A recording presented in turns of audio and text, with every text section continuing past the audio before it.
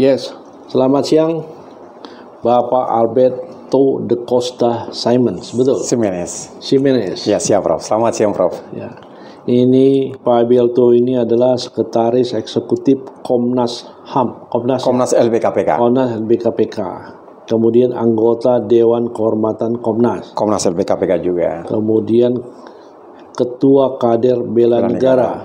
Provinsi Bali. Ketua Umum Koalisi Anti Narkoba. Indonesia, siap, Prof. Wakil Ketua Umum Organisasi Sayap Indonesia.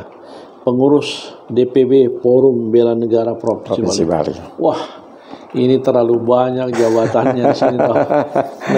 Saya juga salah satu juga tentang penilai dari kadar kebijaksanaan pemerintah. Pemerintah, betul. Ya. Oke, Pak Roberto, saya panggil Roberto saja. Siap, Prof, siap. Kira masalah, Prof. Supaya lebih enak, toh? Siap. Jadi seperti topik kita bicara tentang mega korupsi di BUMN. Ini topik yang memang ngeri-ngeri sedap, kan gitu toh. Tapi faktanya memang benar. Betul. Baru kita lihat belakangan ini, Wamen Tenaga Kerja, Emmanuel Ebenezer. Saya sebutlah Pak Noel saja. Pak Noel, betul. Ya. Itu ketangkap tangan OTT. Yang dulunya dia selalu berkata bahwa siapa tentang korupsi lebih baik dukung mati, kan itu. Nah, satu. Apakah dia mau bersedia dihukum mati? Nah, itu pertanyaan saya. Nah, yang kedua, kita tahu bahwa rangkap jabatan itu tidak boleh. Tapi saya lihat sekarang banyak menteri, wakil-wakil menteri itu yang merangkap jabatan jadi komisaris. Salah satunya adalah Om Noel ini tadi. Om Noel, betul. Di mana dia salah satu komisaris daripada PI, Pupuk Indonesia. Nah, kalau model komisaris begitu, bagaimana dengan BUMN-nya? Bagaimana dengan dirutnya? Bagaimana dengan yang lainnya? Nah, ini perlu menurut saya satu regulasi, satu kebijaksanaan para pemerintah untuk mengevaluasi keberadaan atau bila perlu audit investigasi atau audit spesialisasi terhadap BUMN yang memang orang-orangnya seperti ini. Gimana menurut pendapat Pak Roberto? Silakan. Ya, terima kasih Prof. Yang pertama saya apresiasi kepada Prof bisa mengundang di tempat ini supaya bisa katakanlah bisa sedikit menyampaikan pendapat tentang mega korupsi yang terjadi saat ini. Tetapi sebatas informasi aja, kita di Komnas LBK itu lembaga pengawasan kebijakan pemerintah dan keadilan. Sebetulnya tugas dan fungsi fokus kita itu di bidang adiaksa, di bidang pengawasan. Tapi lagi-lagi ini adalah salah satu katakanlah semacam LSM. Sehingga dalam perjalanan kita memang hampir seluruh Indonesia kita itu ada cabang hampir sekitar di 34 provinsi. Dan kita dibekali betul-betul oleh ketum, sehingga misalnya dalam perjalanan itu banyak sekali problem yang coba kita berikan masukan, kita berikan pendapat. Bahkan misalnya ketika ada beberapa masyarakat yang tersandung dalam masalah hukum, baik pidana maupun perdata, kita berikan pendampingan sampai selesai. Ya, rata-rata yang kita bergerak itu cara non-litigasi semua, rata-rata di luar pengadilan. Tapi misalnya ketika persoalan yang kita coba untuk berikan bantuan hukum itu, misalnya sampai pada pengadilan, biasanya selalu kita offer kepada beberapa teman-teman lawyer kita yang sudah punya kapasitas di sana. Termasuk saya begitu ya. Sehingga misalnya dalam perjalanan bisa juga kami bisa boleh dibilang bisa memaksa Prof dalam tanda kutip supaya mungkin bisa berada di kami juga sebagai penasihat dan lain sebagainya, karena rata-rata di sana kan jiwa anak muda semua. Oke Prof, kembali ke topik. Sebetulnya saya pendapat sederhana saya adalah berbicara tentang korupsi ini, Prof. Sebetulnya berbicara tentang sebuah fenomena seperti gunung es. Ya. Tetapi di Indonesia bukan gunung es lagi. Karena memang korupsinya itu terang-terangan. Tetapi di beberapa negara lain seolah-olah tidak ada korupsi, tapi ternyata di bawahnya itu sangat sara sekali. Nah, bahkan misalnya saya sedikit tarik ke belakang, terutama saya ingin mengaitkan korupsi dengan kebijakan pemerintah. Katakanlah kita pernah mencetak sejarah Presiden ke-7 kita, Pak Joko Widodo, yang sangat kita hormati, sangat kita kagumi. Beliau adalah salah satu presiden yang betul-betul dikagumi, bukan cuma di Indonesia, tapi seluruh dunia. Tetapi mengenai pertanyaan Prof tadi, Bang Noel yang Prof sebut tadi, ya kita tidak tahu bagaimana proses pemeriksaan di KPK dan lain sebagainya. Beliau ini kan sebetulnya dulu sangat vokal sekali untuk berteriak, bahkan beliau juga mendukung supaya proses pemberantasan terhadap korupsi ini harus tegas dilakukan oleh pemerintah. Tetapi dalam perjalanannya, misalnya ketika terjadi seperti sebuah drama yang dimainkan dulu, menurut dugaan saya adalah drama yang sengaja dimainkan, tapi ketika menjabat justru malah terbalik. Orang yang berkoar-koar teriak tentang pemberantasan korupsi, justru sebetulnya mereka itu terlibat dalam jaringan seperti itu. Terbukti hari ini OTT. Nah, pertanyaan kemudian muncul, Prof. Dan saya juga cukup terkejut karena beliau ini kan dilihat dari laporan harta kekayaan cukup besar, Prof. Lebih kurang 17 miliar. Mungkin 17 miliar ini adalah harta beliau dan lain sebagainya, tapi saya tidak bermaksud masuk ke sana. Tetapi menurut saya apakah itu masih kurang? Sehingga ketika sebagai Wamenaker, beliau juga barangkali mendapat penghasilan yang menurut saya juga lumayan sebagai masyarakat awam. Yang kedua, beliau juga dikasih jabatan lagi sebagai komisaris. Ini kan sebetulnya pertanyaan kemudian muncul, apakah di Indonesia tidak ada lagi generasi-generasi terbaik yang bisa diberikan kesempatan oleh pemerintah supaya mereka juga bisa berkarya untuk bangsa ini. Apakah mereka di bidang komisaris dan lain sebagainya. Tapi persoalannya bukan jadi komisarisnya, Prof, menurut saya. Persoalannya adalah pemerintah ini memilih mereka, orang-orang ini, apakah sebagai balas jasa dalam tanda kutip, karena terlibat dalam dunia politik dan saling dukung-mendukung, atau betul memilih orang-orang yang memang punya kapasitas untuk menjalankan itu. Tapi lagi-lagi, misalnya kalau kita kaitkan dengan apa yang terjadi hari ini, saya tidak tahu sampai kapan pemerintah bisa memunculkan rasa percaya kepada masyarakat Indonesia bahwa betul-betul bahwa mereka bisa menggaranti bahwa ke depan pemerintah akan berjalan dengan begitu bersih dan lain sebagainya.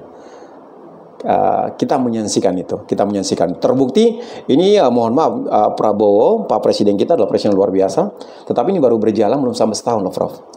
Belum sampai setahun sudah ada salah satu orang yang terlibat di kementerian tersebut yang menunjukkan tabiat seperti itu. Silakanlah masyarakat menilai. Bagaimana kalau misalnya berdampak terhadap pihak lain itu, Prof? Begini, Om Roberto ya. Siap. Kan saya sudah sampaikan. Presiden kita nggak mengatakan berantas korupsi. Tapi saya lihat ini korupsi ini nggak tahu ujung pangkalnya itu di mana. Betul toh. Mau apa yang mau diberantas? Mau jadi satu lingkaran menurut saya. Nah, makanya saya usulkan mungkin Om Roberto ini sebagai salah satu pengawas kebijaksanaan pemerintah. Ya. Lakukanlah investigasi audit atau lakukan spesial audit ke semua BUMN. Karena kita lihat Pertamina, betul. Bagaimana tambang emas, bagaimana dengan Asabri, bagaimana yang lain-lain itu yang saya sudah. Ini kan semua sedih kita lihat. Satu sisi bagaimana masyarakat untuk mencari uang aja susah. Tapi satu sisi bagaimana tikus-tikus itu mengkeruk uang betul. Nah, yang lebih parah lagi, birokrasi ini yang sulit sekali ditembus. Bagaimana masyarakat itu untuk mencari satu keadilan? Betul. Sudah susah sekali toh. Asas keterbukaan itu seolah-olah hanya sebuah retorika belaka. Nah, faktanya memang segala sesuatu ya serba. Banyak hal. Bagaimana Nadiem sekarang, bagaimana ex-menteri agama. Nah, itu kan mencerminkan bagaimana sakit hatinya masyarakat yang sekarang ini dibebani pajak terus. Pajak terus, betul. Nah, di satu sisi tikus makan terus. ini mungkin Om Roberto yang bisa melakukan satu tindak kebiasaan. Menurut saya, saran saya, investigasi audit, spesial audit semua BUMN, termasuk yang tadi itu Om Noel itu tadi kan di mana itu? Di Komisaris Pupuk Indonesia. Lakukan audit sampai ke anak cucunya. Lakukanlah. Pasti, tidak mungkin tidak terjadi. Pasti dapat. Begini Prof, masalah investigasi itu sebetulnya kalau misalnya kata tanggung jawab moral kami itu sebatas sebetulnya mengkritisi dan memberikan masukan, betul. Ya. Tapi saya berharap karena tanggal 25 sampai 27 ini ada Rakernas, Prof. Ya. Kami akan mengupas secara tuntas problem-problem. Salah satunya ada topik tentang korupsi ini. Kita akan mengupas, kita akan diskusikan kira-kira langkah-langkah apa yang harus kita lakukan sebagai sebuah lembaga yang betul-betul berada di bidang adiaksa nih, pengawasan ini. Jangan sampai kalau kita tidak memberikan pengawasan sehingga dalam perjalanan begitu mereka rampas semua, sementara misalnya ada dorongan misalnya untuk segera mengesahkan undang-undang perampasan aset ini kan sampai sekarang masih molor dan lain sebagainya, dan belum ada kejelasan status dan lain sebagainya. Dan efeknya, nah, ya ada yang lebih lucu lagi, Prof. Ketika misalnya kita harus, masyarakat mungkin sudah tahu, ketika misalnya terjadi penemuan, misalnya Kejaksaan Agung mendapatkan ini, mendapatkan itu, menyita aset ini dan itu, hanya sekedar dibuka ke publik, tapi peruntukannya penggunanya itu kita kan tidak tahu sama sekali. Sementara laporan misalnya dari Menteri Keuangan bahwa setiap tahun ini kan sebetulnya anggaran penggunaan untuk bangsa ini kan semakin naik dan semakin besar. Lagi-lagi peruntukannya kan tidak jelas. Efek yang paling terburuk adalah ketika misalnya celah untuk mendapatkan celah supaya bisa menutupi bolong-bolong ini tidak ada, pajak dinaikkan. Sehingga misalnya dulu katakanlah ada beberapa masyarakat teriak bahwa misalnya tanah mereka yang sebetulnya cuma beberapa area kecil sekali yang tidak dikenai pajak, masih 0%, tiba-tiba dia pergi ke kantor pajak sudah menjadi 1 juta lebih. Itu di beberapa media yang kita lihat itu, dan itu juga terjadi di Bali dan lain sebagainya. Jadi lagi-lagi ya mudah-mudahan bukan cuma di kami di Komnas LPKPK aja, tapi kita berharap semua masyarakat Indonesia, ayo tidak usah khawatir. Mari kita sama-sama berjuang, jangan pernah lupa harus berani mengkritisi, memberikan masukan, betul. Tetapi lagi-lagi terkadang misalnya kita teriak seperti apapun, Prof, pengambil kebijakan itu kan sungguhnya bukan kita. Tapi mereka jangan lupa peristiwa 98 itu, Prof. Ya. Peristiwa 98 itu sebetulnya membuka mata dunia, terutama buka mata Indonesia, bahwa hati-hati. Masyarakat ini kalau semakin lama ditekan, suatu ketika pasti ada perlawanan. Tapi kita tidak berharap supaya masyarakat melakukan perlawanan. Tapi lagi-lagi misalnya kalau ini tidak ada solusi terbaik dari pemerintah saat ini, saya justru khawatir, Prof. Ke depan banyak sekali orang yang apatis atau antipati terhadap pemerintah, dan mereka tidak percaya lagi apapun bentuk kebijakannya. Dan kemungkinan juga misalnya di pemilu 2029 bisa terjadi, kita bisa menduga tingkat partisipasi masyarakat itu bakal kurang. Karena ya seperti peristiwa-peristiwa yang kita saksikan hari ini, Prof. Tapi saya berpendapat masih banyak orang-orang yang jujur. Banyak, Prof. Masih banyak. Cuman bagaimana kita bisa mengakomodir orang-orang yang jujur. Karena susahnya itu tadi, birokrasi ini terlalu menghambat. Betul. Kita mendapatkan informasi saja sulit. Kita sudah memberitahukan kepada informasi, tapi feedbacknya itu sama sekali nggak ada. Saya banyak mengalami yang begitu. Ini yang harus kita buka gitu. Makanya saran saya, lakukan investigasi. Lakukan special audit. Hampir di seluruh BUMN. Kan ini memalukan, coba. Betul. Wamen, kemudian komisaris di Pupuk Indonesia. Nah, kita bisa melihat bagaimana pengawasannya di Pupuk Indonesia. Sedangkan dia melakukan hal begitu. Nah, lakukan investigasi Pupuk Indonesia. Betul. Lakukan audit, special audit. Nah, itu pasti nanti keturunannya kan. Ya, pasti menggurita kemana-mana, Prof. Nah, di ini sebetulnya seperti tabir mulai terungkap, Ya. lama-lama yang lain juga akan terungkap. Tapi kalau misalnya semakin terungkap misalnya, ya lagi-lagi kepercayaan masyarakat pada pemerintah, itu pasti akan menurun.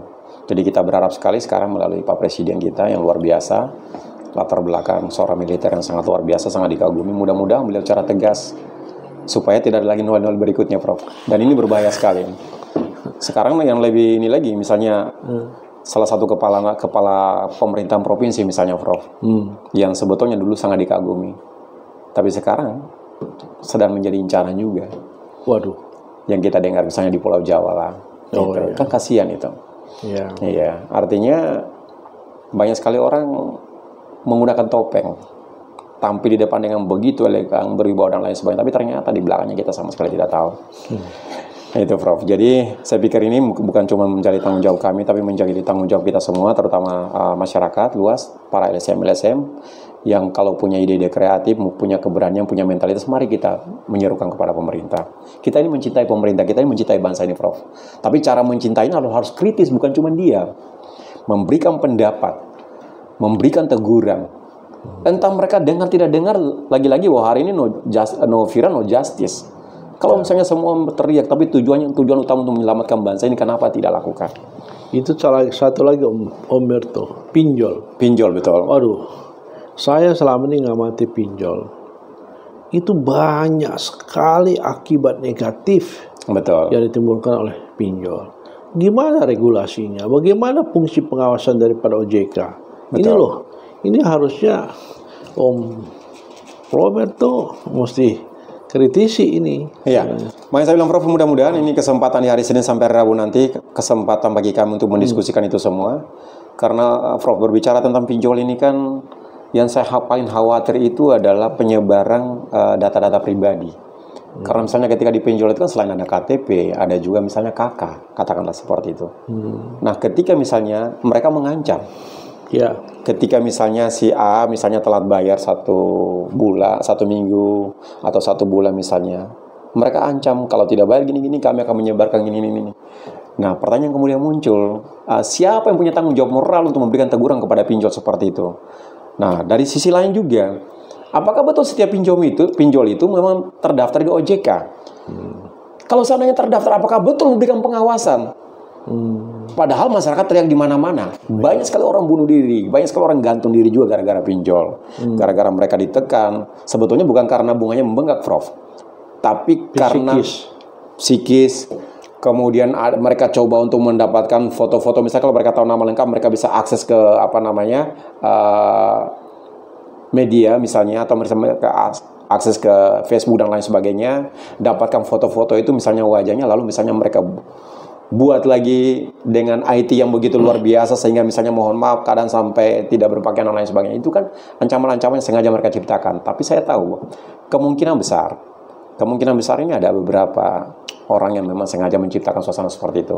Cuman lagi-lagi ya kita berharap juga supaya dari OJK betul-betul cermat sebelum misalnya memberikan persetujuan terhadap sebuah lembaga perbankan misalnya. Tapi mereka harus tahu betul pinjol ini kan tidak punya bank, Prof.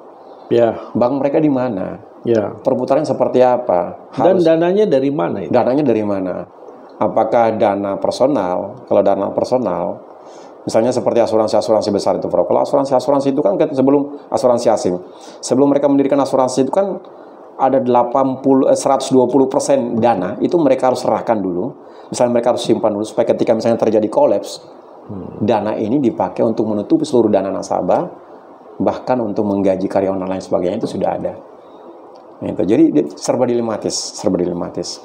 Apakah karena misalnya bangsa ini terlalu besar, atau justru pikiran kita yang mungkin terlampau kecil untuk berpikir ke hal-hal besar seperti itu. Kita berharap sih, ayo. Ya, tapi kalau kita bicara tentang bangsa yang terlalu besar, banyak bangsa. China itu lebih besar. Rusia lebih besar. India besar. Nah, itu lebih Amerika besar. Tapi tidak ada segegap gemitanya di Indonesia. Ini harusnya mesti ada regulasi yang betul-betul kita harus harapkan gitu loh. Makanya Prof, saya yakin misalnya seperti ini Prof, pemikiran sederhananya. Kalau misalnya katakanlah misalnya sekarang ada niat dari masyarakat supaya mendorong undang-undang perampasan aset ini segera misalnya didiskusikan, disahkan, kemungkinan besar rasa takut sudah mulai muncul. Secara psikologi pasti akan mempengaruhi setiap pengambil kebijakan itu.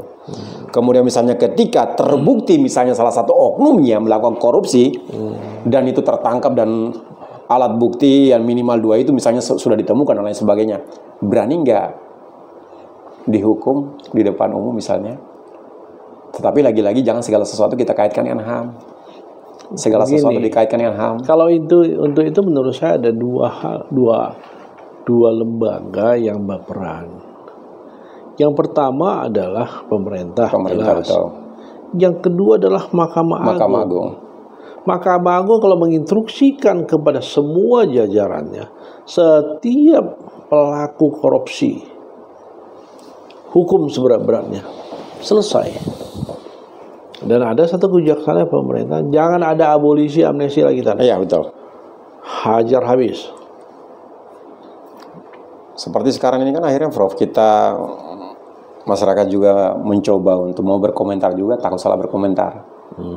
Tentang misalnya apa yang terjadi, kebijakan presiden kita misalnya memberikan abolisi ke, ya masyarakat sudah tahu semua lah itu. Harapan kita sih bukan karena masalah politis, tetapi karena betul-betul beliau juga mungkin misalnya mendapat informasi dari orang-orang yang bisa dipercaya bahwa memang orang ini pantas untuk mendapatkan abolisi dan lain sebagainya. Ya sih, ya tapi maunya pengecualian terhadap korupsi. Betul. Karena korupsi ini, aduh, sampai anak cucu, Prof. Berat kita ini. Berat. Dan yang lebih lucu lagi, Prof, korupsi ini sebetulnya kita tidak berbicara tentang sesuatu, misalnya bicara tentang katakanlah politik secara nasional, sampai ke tingkat yang paling bawah sekalipun. Gini, ada satu Om Roberto. Kita ini punya satu kebiasaan tatap muka. Tatap muka. Ini yang berat ini. Banyak investor-investor itu ngeluh. Karena itu adalah kebiasaan tatap muka. Jadi kalau saya mau investasi gitu, nah nanti mungkin ada orang, siapa itu? Toh dia kita mesti sowan dulu. Nah ini menjadikan highest cost economic. Nah ini harus dihapus semua harusnya ini. Sehingga kebiasaan tatap muka ini sudah tidak ada lagi. Betul. Sehingga orang yang melakukan investasi merasa tenang gitu loh. Tenang. Atau bisa aja kebiasaan tatap muka itu bisa dilakukan, tapi dengan catatan pada saat tatap muka hadirkan media, hadirkan masyarakat misalnya, supaya obrolan itu didengar oleh masyarakat secara luas. Itu baru luar biasa misalnya. Itu rasanya impossible untuk dilakukan ya. Lakukan. Nah, itu namanya tatap muka, meningkatkan silaturahim, tujuannya. Tapi di samping silaturahim ada hal-hal yang padahal kadang sebuah perusahaan itu cara administrasi mereka sudah lengkap. Nah, iya, tapi dicari-cari karena nggak tatap muka. Kelemahannya di mana? Ini masalahnya. Betul. Makanya lagi-lagi Prof, harapan terbesarnya kita mendukung betul pemerintahan Prabowo dengan Gibran, supaya jangan pernah tembang pilih deh. Ya, betul-betul teriak tentang pemberantasan korupsi ini. Yang kedua, pilih orang-orang yang tepat dan harus lakukan evaluasi dan monitoring betul-betul, tidak hanya sekadar asal ABS, asal misalnya mendengar laporan dari ini dan itu dan semuanya sama baik-baik aja, tapi ternyata faktanya tidak demikian. Kemudian kita juga ya minta ya rubahlah wajah pemerintah dengan betul-betul memberikan pelayanannya dari hati. Kalau pelayanan dari hati itu ya kita tidak membesar-besarkan, tapi salah satu contoh yang bisa kita lihat seperti KDM misalnya, itu kan luar biasa. Ya, kita berharap mudah-mudahan ada KDM-KDM berikutnya yang jauh lebih terbuka. Tapi ini pembicaraan kita serius terus. Betul. Nah, nanti boleh coba ini madu Talita. Ini madu apa nih, Prof? Terbuat dari apa nih, Prof? Ini madu asli. Ya. Nah, ini ada madu hitamnya. Jadi kalau ini setiap hari 1 sendok makan, alhamdulillah mungkin flu hilang semua. Hilang semua. Jadi kita buat pun ini memang khusus betul untuk seperti Om Roberto ini yang aktivitasnya lebih tinggi. Bagus, Prof. Saya juga suka dengan madu soalnya. Ya. Karena saya juga dulu sempat jadi menekuni juga tentang dunia perlebahan ini. Karena madu terbaik di dunia hari ini kan rata-rata kualitas kandungan airnya hanya sekitar 17%. Cuman jangan madu asli ya. Jangan madu asli, tapi madunya itu. Ya, ini bagus sekali, Prof. Mudah-mudahan para pemirsa yang lihat atau menonton barangkali bisa nggak usah malu-malu lah berhubungan sama Talita, terutama untuk mengkonsumsi madu ini, karena sangat bagus buat kesehatan, terutama untuk vitalitas. Ya, sangat bagus sekali. Apalagi dicampur dengan telur ayam kampung. Saya pikir sudah terlalu panjang kita bincang-bincang. Saya hanya mengambil pointernya apa dari hasil pembicaraan? Jadi Prof, menurut saya poinnya adalah masalah korupsi ini barangkali ada orang berpendapat bahwa sulit sekali untuk diberantas. Saya bilang tidak. Kembali kepada seorang pemimpin. Jika pemimpin itu tegas, dalam ketegasan itu dia tidak perlu misalnya sepanjang itu baik, dia tidak perlu misalnya lirik atau dengar kiri kanan dan lain sebagainya, dia jalan terus, kemudian dia minta dukungan masyarakat dan konsisten dengan apa yang dikatakan itu, saya yakin Prof, itu bisa memberikan perubahan yang begitu berarti. Tetapi ketegasan sikap itu misalnya mulai dari sekarang harus berani, misalnya siapapun dimanapun, tangkap, penjarakan, sita. Tangkap, penjarakan, sita. Sepanjang ada alat bukti yang mendukung. Pertanyaan kemudian muncul, berani nggak para pemimpin sekarang berteriak seperti itu? Supaya masyarakat ini tidak perlu takut lagi. Dan betul bahwa misalnya setiap instansi pemerintahan itu adalah rumah rakyat. Mereka bisa datang setiap saat kalau mereka minta keterbukaan akses sekalipun, dibuka kepada mereka. Sepanjang bisa dilakukan seperti itu, rasa percaya masyarakat itu kok rasanya tinggi sekali kepada pemerintah. Bukan nggak kita mau ketemu aja lari-lari gitu ya? Iya, sulit. Dengan alasan Harus misalnya bersurat terlebih dahulu dan lain sebagainya. Bahkan menyuruh orang lain yang bertemu sama kita, sementara orang juga tidak punya kapasitas supaya bisa menjawab pertanyaan misalnya yang kita bawa dan lain sebagainya, Prof. Kita berharap ayolah, mari kita bersatu, masyarakat juga harus mendukung pemerintah, tapi pemerintah juga harus terbuka, pemerintah juga harus tegas, dan jangan sedikit kesalahan itu dilimpahkan kepada masyarakat, terutama gara-gara korupsinya akhirnya beban pajak itu semakin tinggi, dan ketika pajak naik akan berdampak terhadap kehidupan ekonomi. Harga barang-barang juga melambung tinggi sekali. Ya, masyarakat kelas menengah aja sudah mulai teriak, Prof. Apalagi masyarakat kelas bawah. Itu, Prof. Jadi harapannya, ya kita masih tetap menaruh harapan besar kepada Pak Prabowo. Ini baru beberapa, katakanlah belum sampai setahun berjalan, tapi mudah-mudahan ke depan jauh lebih bagus lagi, Prof. Oke, Om Roberto, terima kasih banyak. Ya, terima kasih, Prof. Terima Kita kasih. sudah cukup berbincang-bincang. Para pemirsa, ini kita sudah banyak berbincang-bincang tentang mega korupsi yang dilontarkan oleh Om Roberto selaku kebijaksanaan daripada pemerintah. Mudah-mudahan ke depan akan lebih baik lagi. Lebih bagus lagi. Selamat sore. Selamat sore, terima kasih.